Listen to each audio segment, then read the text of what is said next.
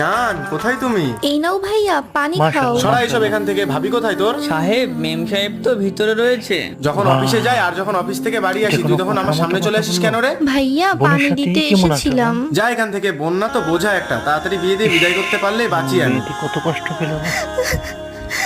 জান, দেখো তোমার জন্য আমি লং ড্রেস এনেছি। কই দেখাও দেখাও, এটা কি এনেছো তুমি? তুমি তো জানো আমি দামি দামি ব্র্যান্ডেড ড্রেস পরি। কোথা থেকে এসব 200-300 টাকার ড্রেস এনেছো? ফেলে দাও, আমি পরবো না এসব। সে তো তোমার এই চলতে পারি না, অনেকগুলো কথা সাহেব, শুনিয়ে দিল তোমাকে। যদি কিছু মনে না করেন আমি একটা কথা বলবো। হ্যাঁ বল। এই ড্রেসটা আপনার বোনকে দিয়ে দেন। এখন বোনকে দিয়ে দেখো। জি ভাইয়া। এই দেখ, আমি তোর জন্য লং ড্রেস এনেছি। কি মহব্বত আচ্ছা করে, ভাইয়া, এটা কি তো যত্ন অনেক করে রাখে। সুন্দর। দেখেছেন মালিক, বোন কখনো বোঝা হয় না। ভাই যদি তাকে দেখো খুশি তোমার মনে মাটিও দিয়ে দেয়, বোন সেটাকে কত সোনা ভেবে সুন্দর যত্নে নিজের কাছে রেখে দেয়। মাশাআল্লাহ।